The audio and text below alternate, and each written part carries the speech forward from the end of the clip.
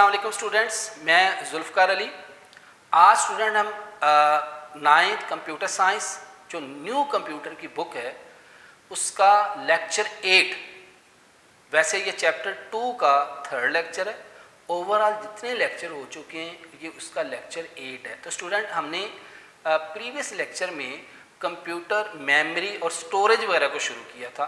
तो आज बेटा उसी टॉपिक को हम आगे लेके चलेंगे, उसमें कुछ मेमोरी यूनिट्स वगैरह को हम डिस्कस करेंगे। तो आइए स्टूडेंट शुरू करते हैं। आज हमने नाइन्थ कंप्यूटर साइंस का चैप्टर 2 बाइनरी सिस्टम, इसका लेक्चर नंबर 8 शुरू करना स्टूडेंट। इससे पहले हम देखें कि हमने प्रीवियस लेक्चर में स्टूडेंट क्या पढ़ा, उसको एक दफ़ा गो थ्रू कर लें। स्टूडेंट पिछले लेक्चर में हमने बात की थी कंप्यूटर मेमोरी। अब मैंने स्टूडेंट बताया था कि कंप्यूटर मेमोरी बेसिकली क्या होता है कि physical device capable of storing data. ऐसी डिवाइसेस जो फिजिकल होती हैं, जो जिसमें हम डाटा स्टोर करते हैं, उसको बेटा हम क्या कहते हैं, कंप्यूटर मेमोरी।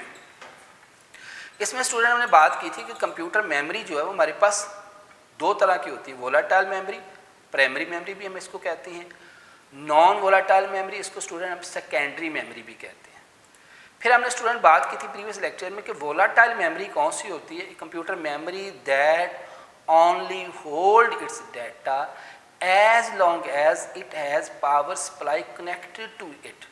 यानी वो मेमोरी जिसकी पावर सप्लाई कनेक्ट रहती है। जैसे मैंने इसकी बड़ी आम एग्जांपल दी थी बेटा, रैम जो है उसमें जब तक आपका कंप्यूटर ऑन रहता है उसमें वर्किंग एरिया, उसमें डाटा स्टोर रहता है। जैसे आप बंद कर दिए, अगर आपने कंप्यूटर को आपने शट डाउन कर दिया या ऑफ कर दिया, अगर तो आपने उसको सेकेंडरी मेमोरी हार्ड डिस्क पे सेव किया तो ठीक है, वरना वो डाटा आपका फिनिश हो जाएगा। या बाद वहाँ काम करते हो अचानक लाइट चलेगी, आप कहते हो यार मैंने इसको सेव ही नहीं किया था, ठीक है।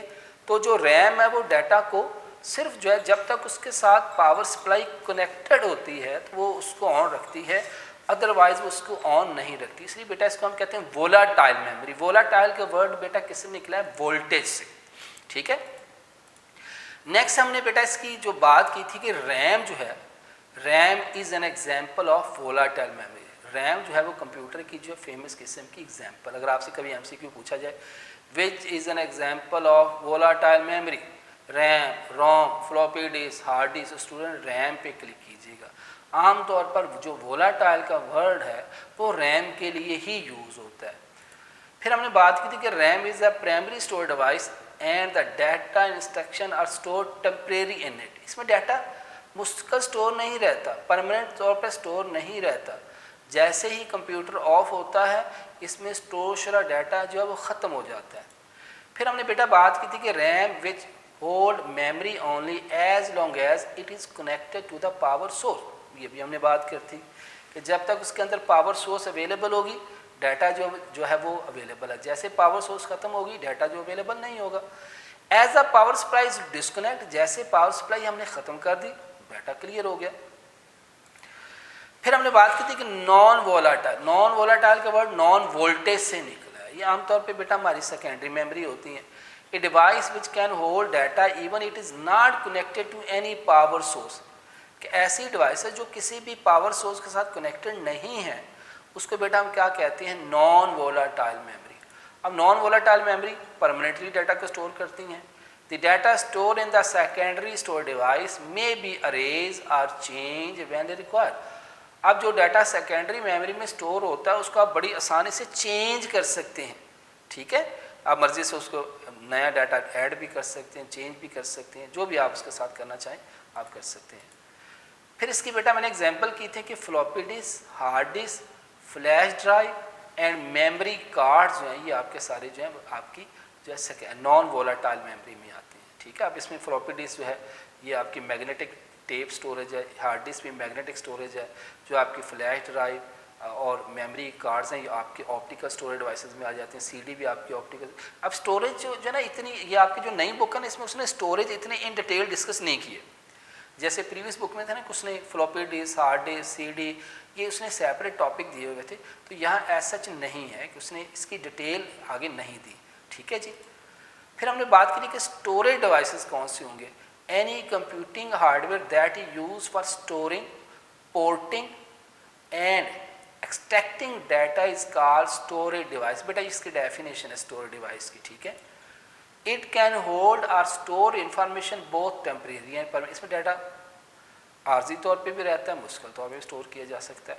इट कैन बी इंटरनल और एक्सटर्नल, इसकी दो टाइप्स है इंटरनल। अब internal storage are located on the motherboard, वो स्टोरेज डिवाइसेस जो मदरबोर्ड के ऊपर लगी हों। मदरबोर्ड आपको पता है कंप्यूटर का मेन बोर्ड होता है और सारी की सारी चीज़ें जो इसके ऊपर लगी होती हैं, ठीक है, इसके ऊपर स्लॉट्स बनी होती हैं, स्लॉट्स के ऊपर चीज़ें जो लगी होती हैं, ठीक है, रैम रोम आपकी, ठीक है, ये सारा कुछ आपका जो बायस वगैरह आपकी उसी के ऊपर, प्रोसेसर भी इवन जो है वो किसके ऊपर लगा होता है, मदरबोर्ड के ऊपर लगा होता है।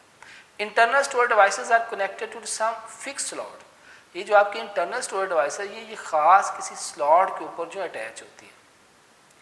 To attach an internal storage device we need to turn off the computer, ये मैंने आपको पिछली स्लाइड में बताया था कि जब ये आपने आपकी इंटरनल स्टोरेज डिवाइसेस लगानी है बेटा, अपने कंप्यूटर को आपने ऑफ ज़रूर कर लेना है। आप अगर आप कंप्यूटर को ऑफ नहीं करेंगे, अगर आप रैम लगाने की कोशिश करेंगे तो उसमें क्या होगा कि आपके जो है वो नुकसान का अंदेशा, लिहाजा आप उसको ऑफ ज़रूर करें।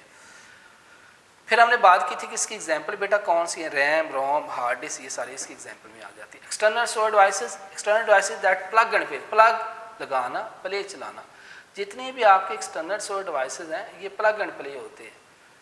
We just plug it into the computer port and start using it without turning off a computer, यानी इसमें आपको कंप्यूटर को टर्न ऑफ करने की ज़रूरत नहीं है।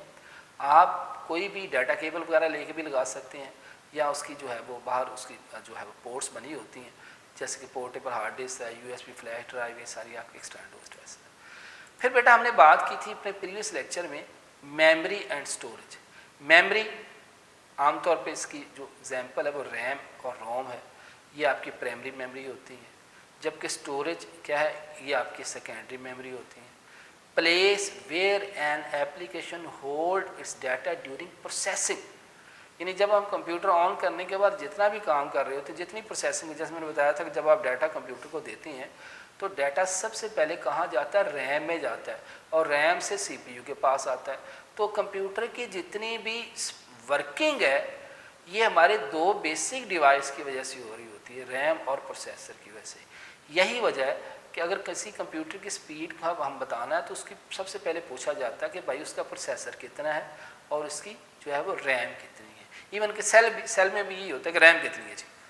Usually the place where the data store for long and short time, अब जो आपके स्टोरेज डिवाइसेस हैं उसमें डाटा आप लॉन्ग टाइम के लिए स्टोर कर सकते हैं, शॉर्ट टाइम के लिए स्टोर कर सकते हैं। ये जो आपकी मेमोरी है ये टेम्परेरी स्टोरेज डिवाइसेस है, जो स्टोरेज है ये परमानेंट स्टोरेज डिवाइसेस है। एक्सपेंसिव आपकी जो मेमोरी रैम है ये महंगी होती है, पर यूनिट इसका रेट ज़्यादा होता है। एंड स्मॉल स्टोरेज कैपेसिटी, और इसकी कैपेसिटी जो है बहुत ज़्यादा स्लो है। जबकि जो आपकी स्टोरेज है ये चीप होती है, सस्ती होती है, मगर लास्ट अब आपको हार्ड डिस्क कई गीगाबाइट में अवेलेबल मिल जाती है। फिर temporary storage devices has fast access, जो आपकी मेन मेमोरी है ये टेम्परेरी है मगर इसका एक्सेस फास्ट है।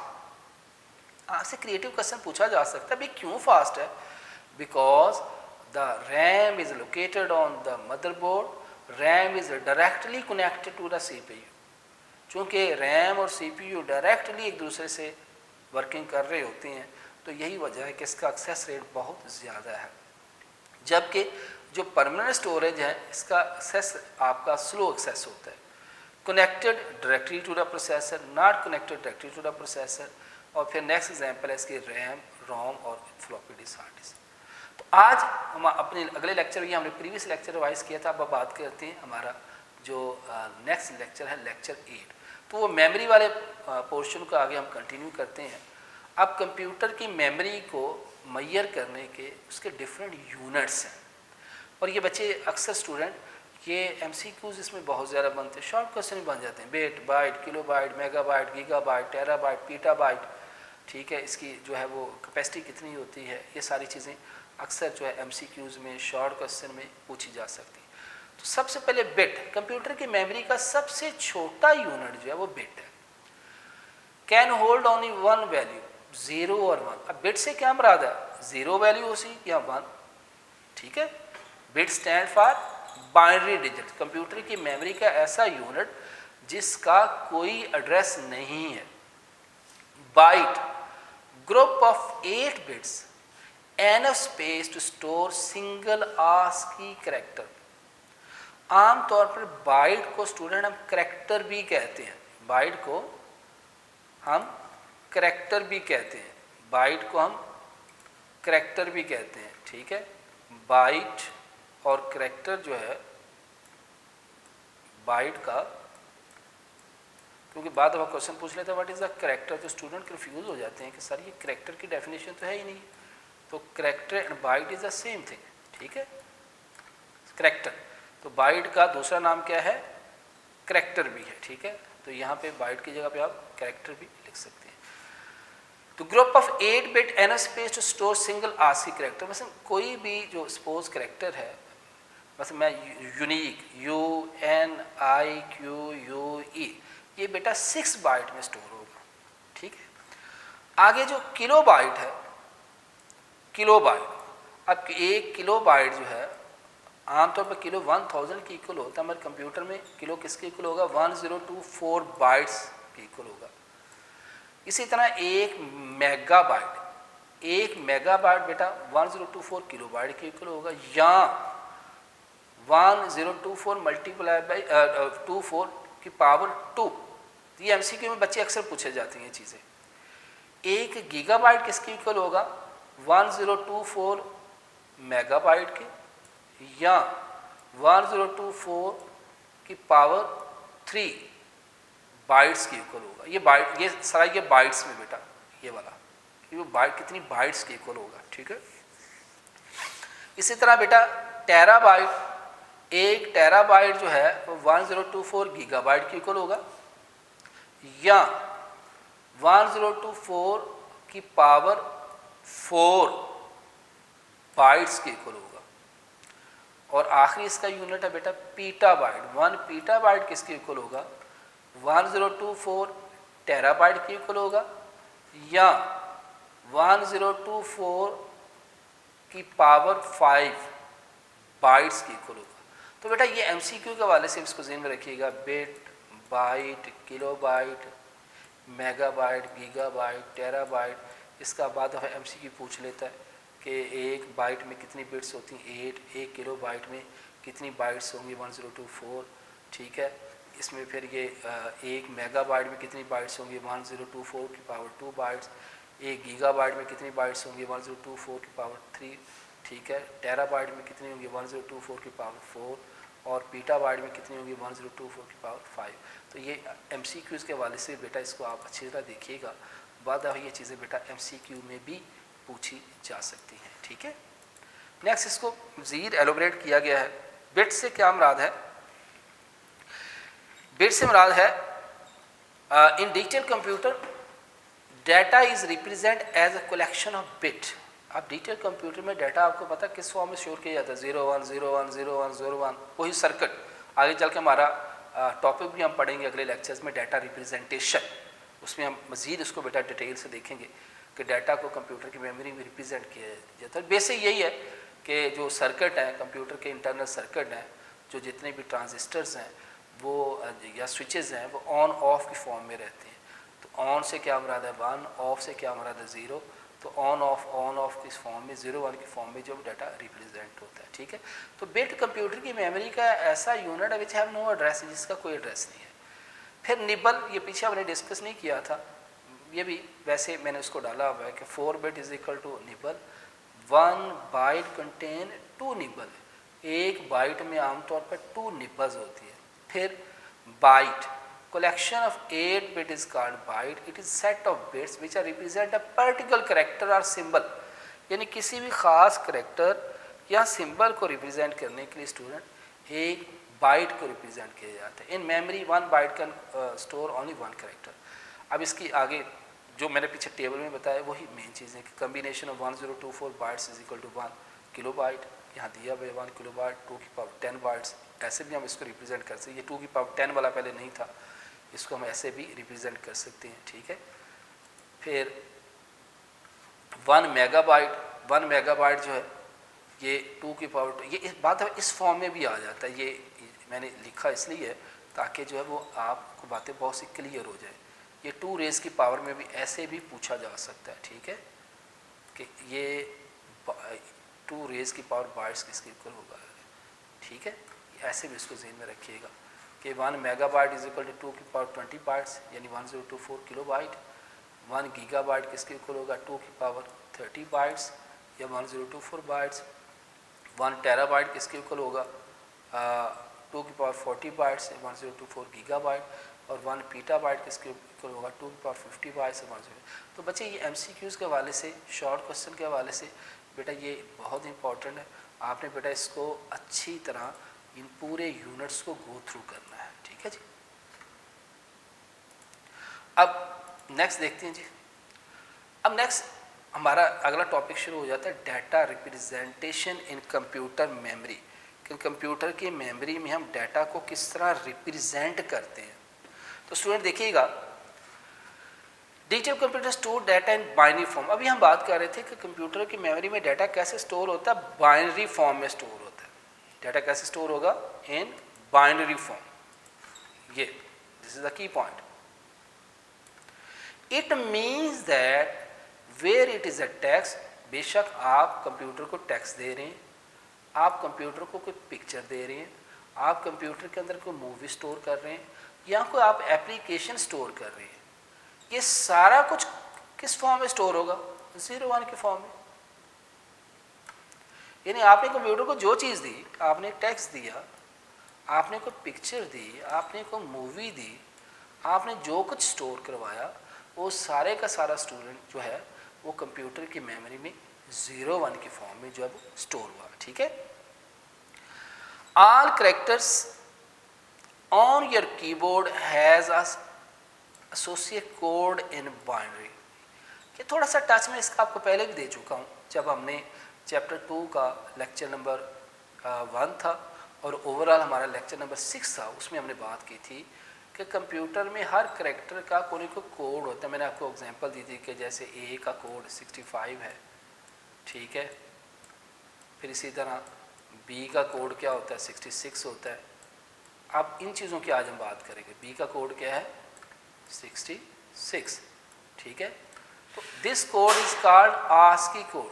इस कोड को स्टूडेंट हम क्या कहते हैं, आस्की कोड कहते हैं। आस्की, अभी हम इसकी डिटेल से बात करते हैं।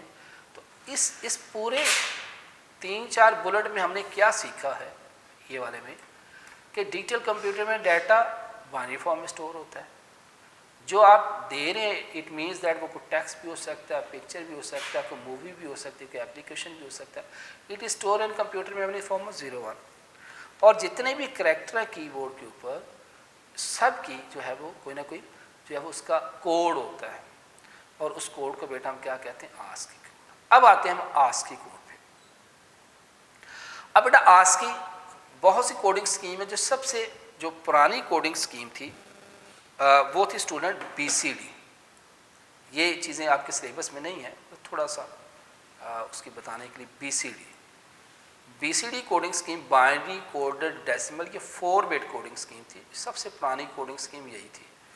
और इसमें स्टूडेंट हम जो क्या करते थे, 4 बिट, ये बेसिकली मेरी क्या थी, एक 4 बिट कोडिंग स्कीम थी। यानी इसमें तमाम जो बेसिकली तो ये सिर्फ 0 to 9 तक नंबर्स को शो करती थी।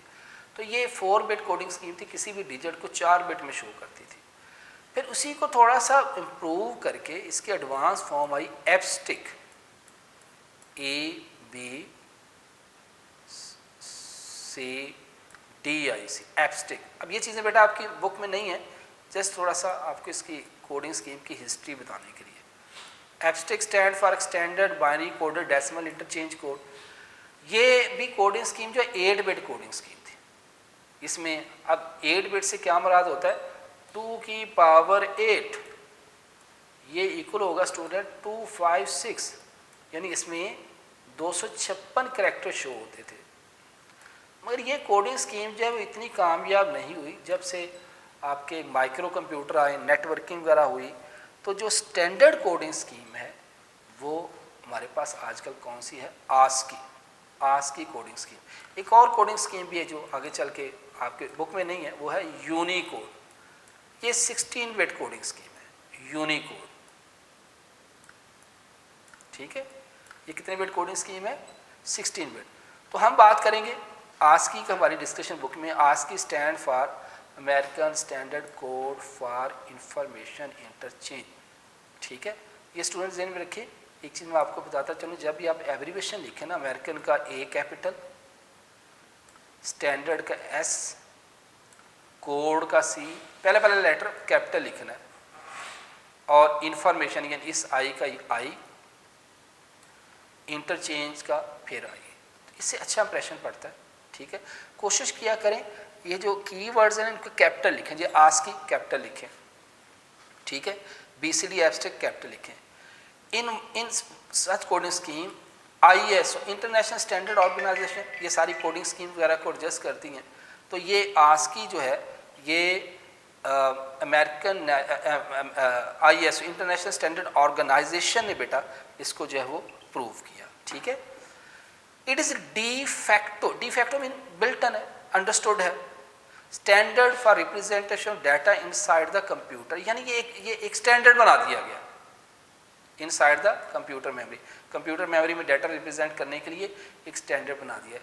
अब आस्की जो है ये भी 8 बिट है, वैसे शुरू में ये 8 बिट आई थी, फिर ये 7 बिट थी, फिर उसको अपग्रेड करके 8 बिट में शो की। तो 8 बिट से स्टूडेंट क्या मुराद होता है, 2 की पावर 6, यानी इसमें टोटल 256 करेक्टर जो है 256 करेक्टर जो है रिप्रेजेंट किया जा सकते हैं।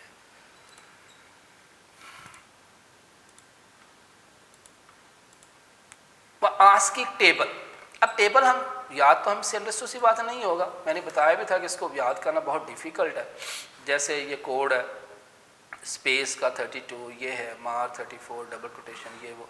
अब यहाँ पे आप एक चीज़ देख रहे होंगे कि जो मैंने अभी बताया कि जो जितने बिट मतलब आस्की 8 बिट है, 8 बिट से क्या मुराद है कि 2 की पावर 8 इज इक्वल टू 256, यही मैंने आपको बताया।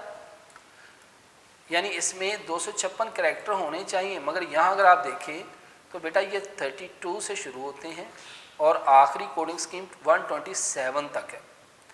तो इसमें रिमेनिंग 127 कहाँ गए, तो बेटा रिमेनिंग जो 127 है वो ग्राफिक्स वगैरह को रिप्रेजेंट करते हैं। अब ये पूरा टेबल अगर मैं कहूँ जी आप इसको रटा लगा लेंगे तो पॉसिबल ही नहीं है, बहुत से कोड जो हमें भी खुद भी नहीं पता। ठीक है, मगर ऐसा ऐसा प्रैक्टिस से आ जाते हैं, मगर आपने जस्ट अल्फ़ाबेट्स के कोड्स को लर्न करने के लिए आपने थोड़ा सा एक ज़हन में बिठा लेना कि जो कैपिटल ए है, कैपिटल ए उसका स्टूडेंट जो कोड है वो 65, यहाँ अगर आप नजर आइए देखें कैपिटल ए का कोड क्या है 65। इसी तरह कैपिटल बी का कोड क्या है बेटा 66, कैपिटल सी का कोड क्या है 67, इस तरह चलता जाएगा। सो ये कोई भी कोड आ जाए आपको जो है उसको एक तरतीब से आप इंडिविजुअली तो याद, बहुत कम स्टूडेंट है जो कोड्स को अच्छी तरह याद कर लेते हैं, मगर एक सीक्वेंस रखेंगे ना कि ए का 65 से शुरू होता है, इस तरह चलता है। जो आपका स्मॉल अल्फ़ाबेट है उसका कोड स्टूडेंट शुरू होता है 97 से, 97, फिर बी का बेटा 98, सी का 99 एंड सो। ये मोटी मोटी कोडिंग स्कीम आपको बता रहा हूँ। ठीक है, बाकी तो ये देखें जी इसका कोड हैश का $साइन का ये होता है, परसेंटेज साइन का कोड ये होता है। ठीक है, मल्टीप्लाई का कोड ये है, प्लस का ये है, कॉमे का ये है 48 जो है वो 0 का है, ये 1 का है, ये 50 का है। तो इतने कोड हम नहीं याद कर सकते। सिंपल जो मोड मैंने बताया कि ये वाला तरीका है कि आप ये ज़हन में रखें और कोड्स आपके ज़हन में थोड़े बहुत कम ज़रूर रहेंगे। ठीक है स्टूडेंट, तो ये टेबल है, सारा याद करने की ज़रूरत नहीं है। ठीक है, आप जस्ट जो है वो उसको जो मेन कोडिंग स्कीम है उसको आप देख लीजिएगा। अब इस तरह के क्वेश्चन स्टूडेंट बहुत कम आते हैं, मगर आ भी जाते हैं। अभी तक प्रीवियस जो टेक्स्ट बुक थी उसके मुताबिक तो इस तरह के क्वेश्चन कभी नहीं आए थे कि आप कोई भी जो है वो टेक्स्ट मैसेज लिए उसको बाइनरी में चेंज करें। जैसे यहाँ पे दिया हुआ है, देखिएगा कि कहता है जी 2 + 2 = 4, इसको आस्की कोड में चेंज करें। अब बेटा जब आस्की में चेंज करेंगे तो 2 का कोड क्या होता है 50, 2 का कोड क्या होता है 50। अगर आप देखें तो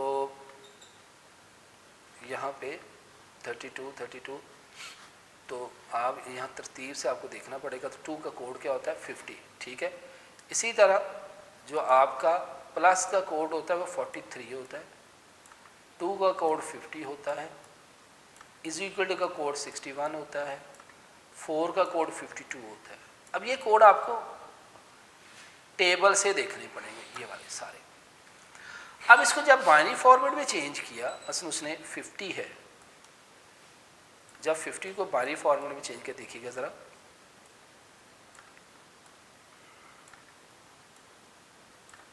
$25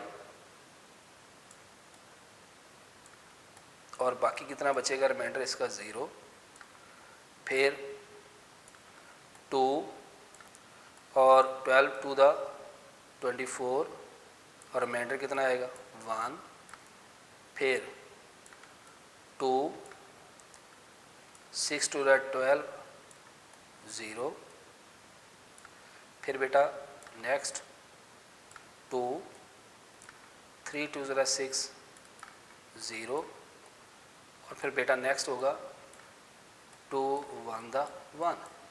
अब देखिए इसको जब नीचे से ऊपर मैं कलेक्ट करता हूँ तो बेटा मेरे पास ये क्या आएगा 1 1 0 0 1 0। ये कितने बेटा 1 2 3 4 5 6।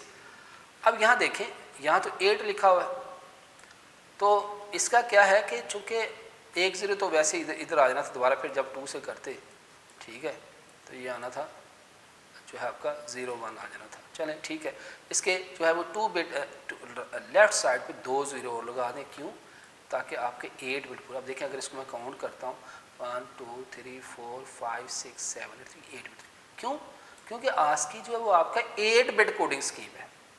इसी तरह आपने 43 को किया, ठीक है, जैसे हमने इसको किया 43 को जब मैंने बाइनरी फॉर्मेट में किया,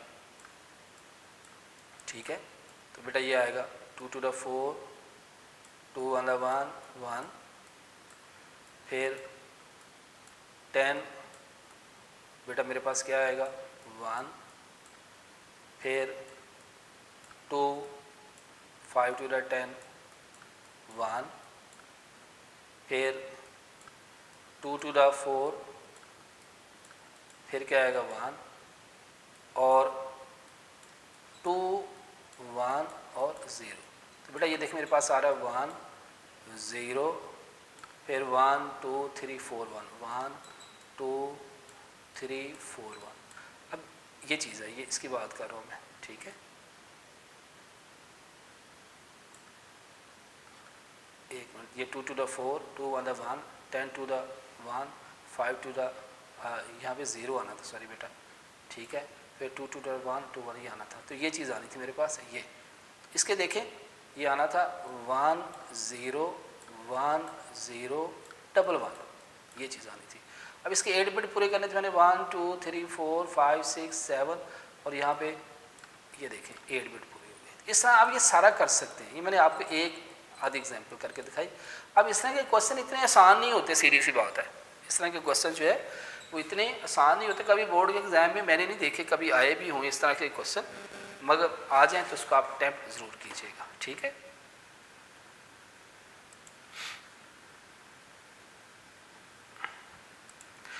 जी स्टूडेंट,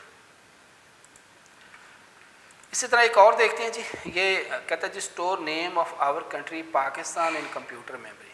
ये जो पाकिस्तान जो है इसको कंप्यूटर की मेमोरी में स्टोर करते हैं, वही तरीका है जी PAKISTAN, ये पाकिस्तान है। इसका P का जो आस्की कोड वो होगा 80, और इसी 80 को बाइनरी फॉर्मेट में करें। A का आस्की कोड होगा 97, उसको बाइनरी फॉर्मेट में करें।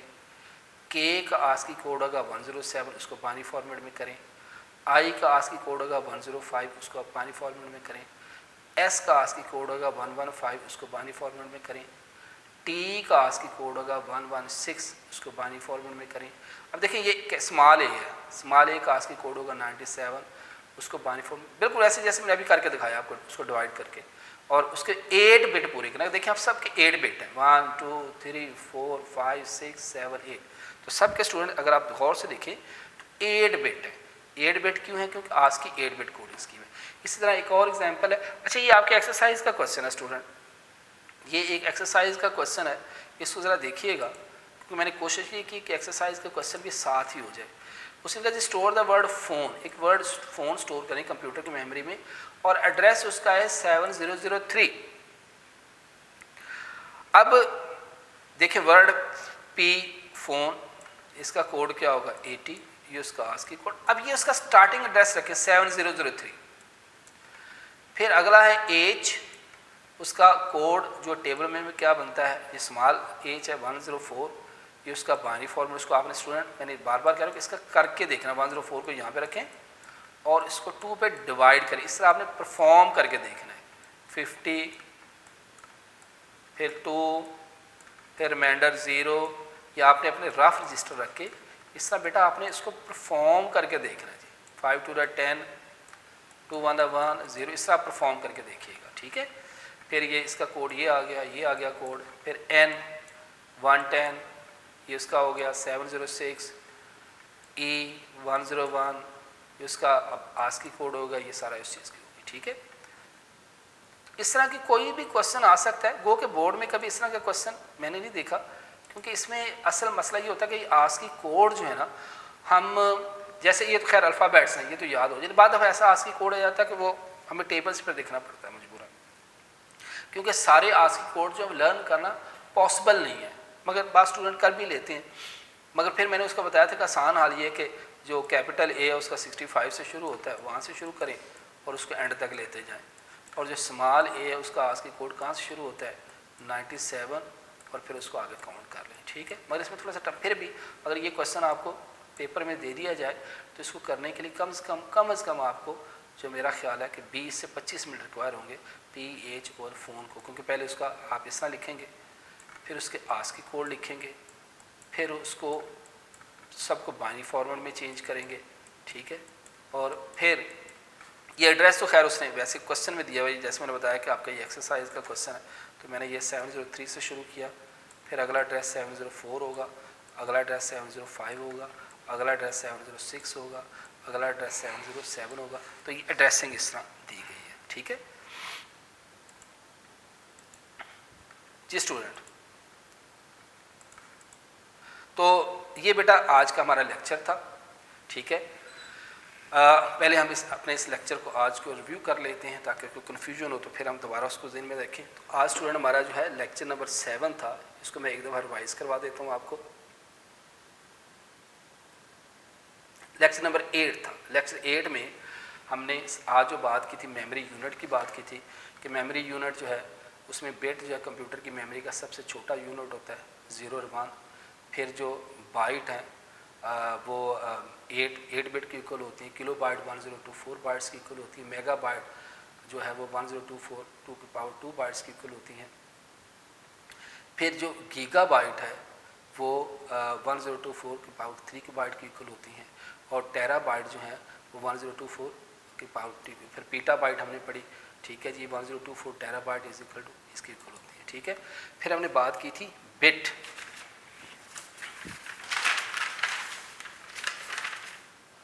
फिर हमने बेटा स्टूडेंट बात की थी बिट।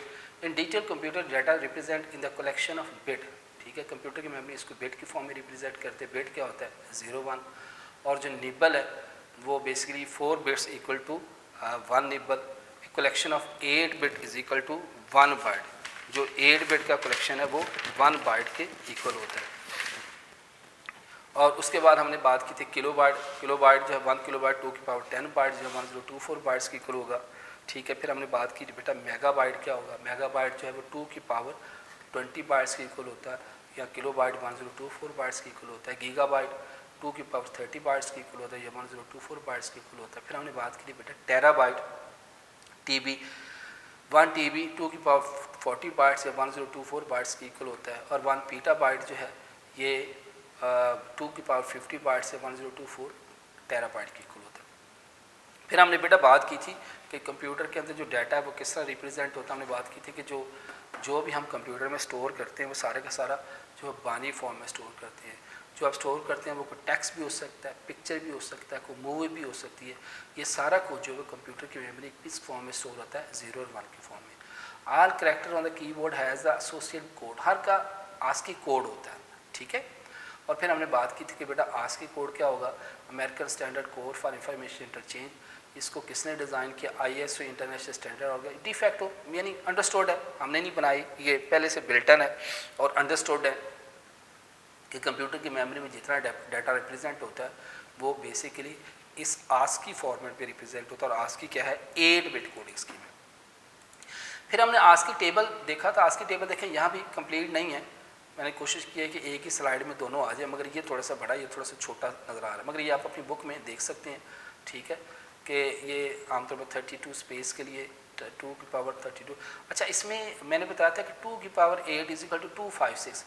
ये टोटल कोड जो है ये तकरीबन 127 बनते हैं, मगर यहाँ आपको 127 टोटल 256 बनते हैं। 2 की पावर 8 इज इक्वल टू 256, मगर यहाँ आपको 127 नज़र आ रहे हैं। उसकी वजह यह है कि जो रिमेनिंग 127 कोड हैं वो डिफरेंट किस्म के ग्राफिक्स को रिप्रेजेंट करते हैं, ठीक है।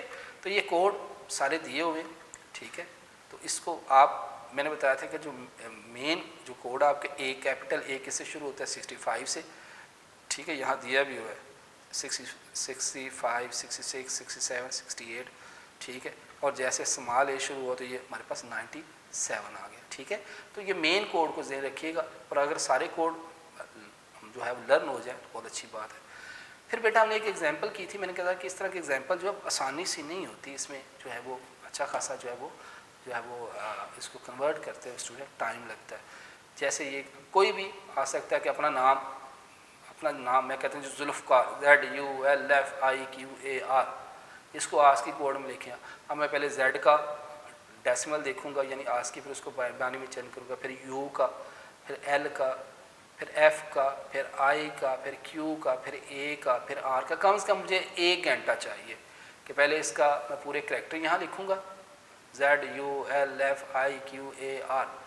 फिर स्टूडेंट उसका मैं डेसिमल कोड, ठीक है, जितने भी को मुझे टाइम लगेगा उसको ढूंढने में, लिखने में, फिर उसको जो कन्वर्ट करना बाइनरी फॉर्मेट में, और ज़हन में रखें वो बाइनरी फॉर्मेट में जब चेंज करना उसको, उसके 8 बिट पूरे करने हैं।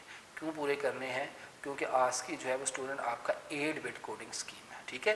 तो ये 250 है, प्लस 43 है, 250 है, इज इक्वल टू 61 है, 452 है, ठीक है। इसको जब हम बाइनरी फॉर्मेट में चेंज किया तो ये इसका देखें नीचे, सो द मैसेज आस्की 0110, ये आएगा 50 का, ये 43 का, ये 50 का, ये 61 का, ये 52 का। ये हमारे पास पूरा जो 2 + 2 = 4 का जो आस्की कोड है मेरे सामने आ गया। फिर हमने बात की थी कि store name of our country Pakistan in computer memory. अब इस तरह का अगर देखें बोर्ड में क्वेश्चन आता तो वो वर्ड कोई भी दे सकता है, पाकिस्तान दे सकता है, यूनिक को करें जी, ठीक है, अपने नाम को करें जी, बोर्ड BOARD, उसको आप आस्की फॉर्मेट में चेंज करें। तो इस तरह के क्वेश्चन जो है वो आसानी से नहीं होते।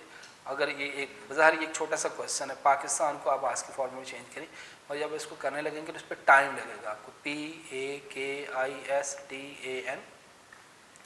P का आस्की कोड क्या होता है जी, AC 80 को उसने बाइनरी कोड में चेंज किया, A97 इसको बाइनरी कोड में चेंज किया, K107 इसको बाइनरी कोड में चेंज किया, फिर I105 इसको बाइनरी कोड में चेंज किया, स्मॉल s है, ठीक है, ये 115 इसको बाइनरी कोड में चेंज किया, T116 इसको बाइनरी कोड में चेंज किया, A97 स्मॉल इसको बाइनरी कोड में चेंज किया, N110 इसको बाइनरी कोड में चेंज किया।